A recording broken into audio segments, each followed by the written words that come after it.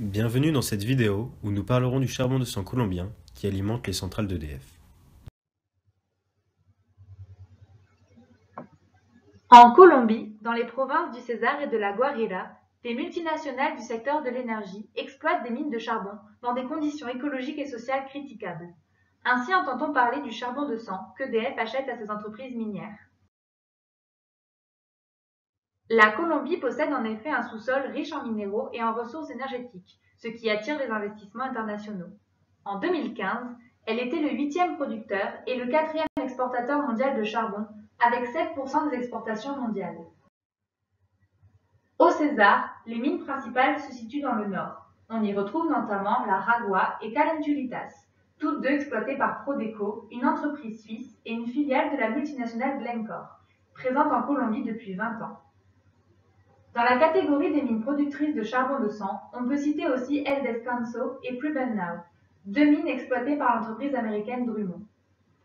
Juste au nord, située dans la Guajira, l'un des départements les plus pauvres de la Colombie, El Celerón est la plus grande mine à ciel ouvert du monde. Cette mine commence à être prospectée officiellement en 1976 et est inaugurée en 1983. En 2000, l'exploitation est rachetée à part égale par trois grandes multinationales, BHP Billiton, Anglo-American et Glencore. La mine dispose aujourd'hui de sa propre voie de chemin de fer et d'un port maritime dédié. Dans ces mines, les conditions de travail des ouvriers sont déplorables. Ils sont surexploités avec des journées de travail de 12 heures et leur emploi est précaire puisque les entreprises ne sont pas légalement obligées de leur fournir un contrat fixe. Les normes de sécurité non respectées aboutissent quant à elles à de nombreux drames. 173 travailleurs ont trouvé la mort dans les mines colombiennes en 2010.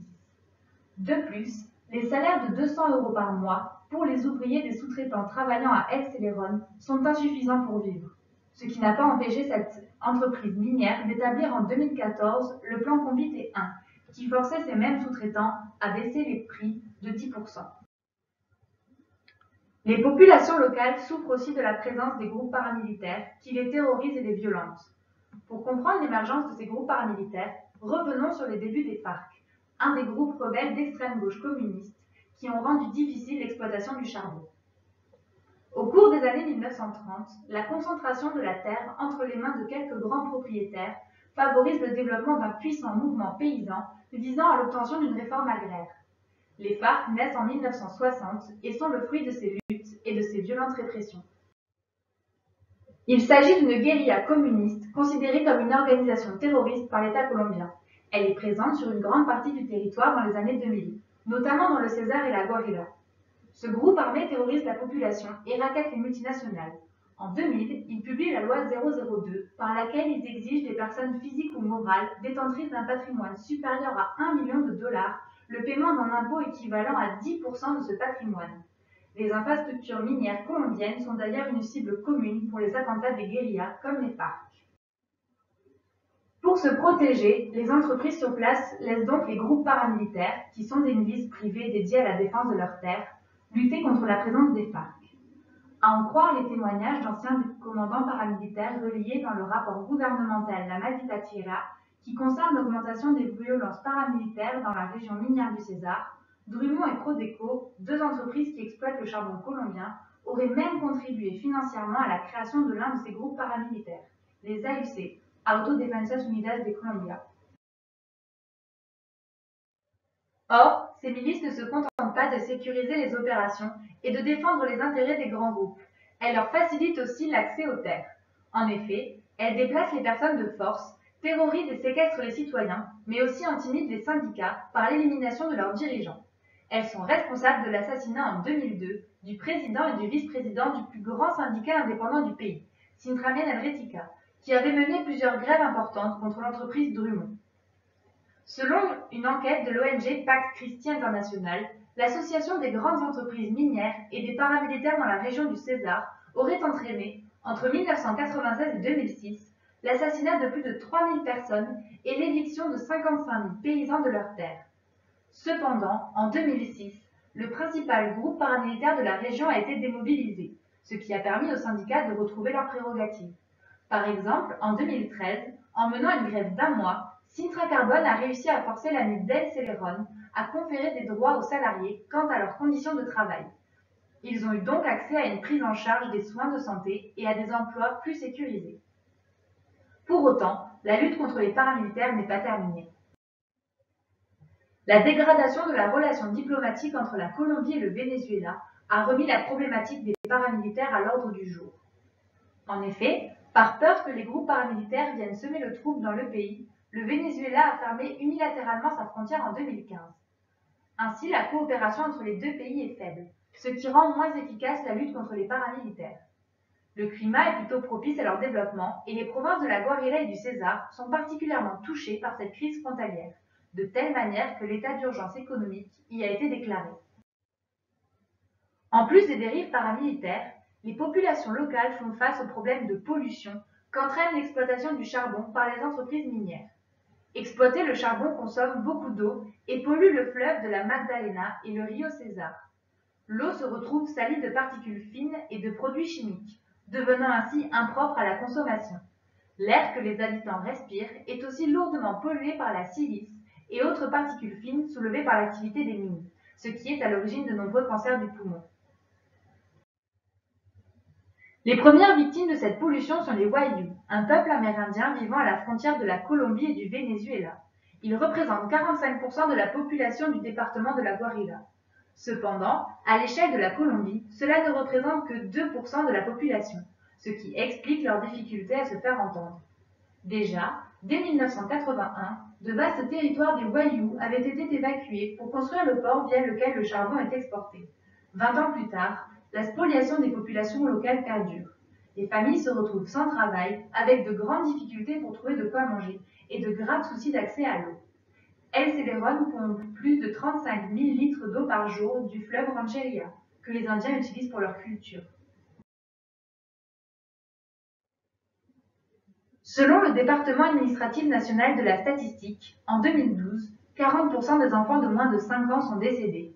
L'UNICEF, Greenpeace ainsi que Amnesty International dénoncent les conditions de vie des Wayuu et tentent de leur venir en aide, mais sans succès majeur jusqu'à ce jour. Pour se faire entendre, les leaders Wayuu ont déposé une plainte devant la Commission interaméricaine des droits de l'homme le 2 février 2015 pour demander des mesures urgentes pour parer à la crise humanitaire. Malheureusement, sans grande chance que cette demande soit entendue. De son côté, l'État colombien ne semble pas réagir. Sa priorité est d'attirer les investissements étrangers et de ne pas contrarier les intérêts des multinationales créant de l'emploi dans la région. Ainsi, il lui est difficile d'intervenir en faveur de la défense des populations locales et donc contre l'activité de ces mêmes multinationales. La stratégie de Glencore, qui a créé plus de 4000 emplois dans les départements du César et de la Guarilla, va d'ailleurs dans le même sens que celle du gouvernement colombien, puisqu'elle vise à augmenter l'extraction du charbon, qui domine le secteur énergétique du pays. En 2010, le président Álvaro Uribe avait annoncé des réformes dans le secteur minier, mais en réalité, très peu furent mises en place. Comme le charbon est exporté à 93%, la Colombie bénéficie largement de ces recettes, dont elle a besoin notamment pour compenser la perte des recettes fiscales liées à la baisse des prix du pétrole entre 2014 et 2016. De plus, les problèmes économiques du pays, la paix avec les FARC, le conflit à la frontière avec le Venezuela sont autant de raisons qui font que le problème des mines passe au second plan. Malgré tout, il existe des sociétés qui ont pris conscience du problème, comme l'entreprise énergétique danoise Dong. Celle-ci a décidé en 2006 de mettre fin à ses relations commerciales avec Drummond en raison de ses violations des droits de l'homme.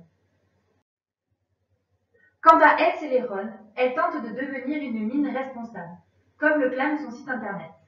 D'après un rapport rédigé par l'entreprise qui possède la mine, de nombreuses actions sont menées pour réparer la terre. Chaque fois qu'un puits géant est épuisé, le site est recouvert et rendu à la nature. EDF, pour sa part, participe depuis 2012 à l'initiative Better Coal, qui doit permettre d'améliorer les impacts sociaux et environnementaux de la chaîne d'approvisionnement en charbon. Mais selon l'ONG Les Amis de la Terre, les actions prévues seraient en décalage par rapport aux témoignages et aux attentes de la société civile locale. En effet, Better Coal ne comprend que des membres du secteur privé dans une démarche purement volontaire. Aucun mécanisme de sanction n'est prévu en cas de manquement ou violation aux recommandations émises. Cette controverse autour du charbon de sang est en partie due au manque de responsabilité sociale de la part des entreprises européennes, comme EDF, qui continuent d'acheter le charbon à la Colombie en niant toutes les conséquences sociales et environnementales. Cela se fait dans un contexte où la demande mondiale de charbon devrait, selon l'Agence internationale de l'énergie, encore augmenter de 0,8% par an en moyenne d'ici à 2020. De plus, la capacité de production des mines colombiennes est encore très élevée. Pour El Celerón, elle est estimée à 2 millions de tonnes et son permis d'exploitation court jusqu'en 2034. Elle a d'ailleurs plusieurs projets d'expansion. Dans le même temps, un accord de libre-échange ayant pour objectif explicite de favoriser le développement massif des exportations de charbon a été signé en 2012 avec l'Union européenne. Ainsi, malgré la démobilisation progressive des milices paramilitaires, il semble que la problématique du charbon de sang en Colombie soit loin d'être terminée.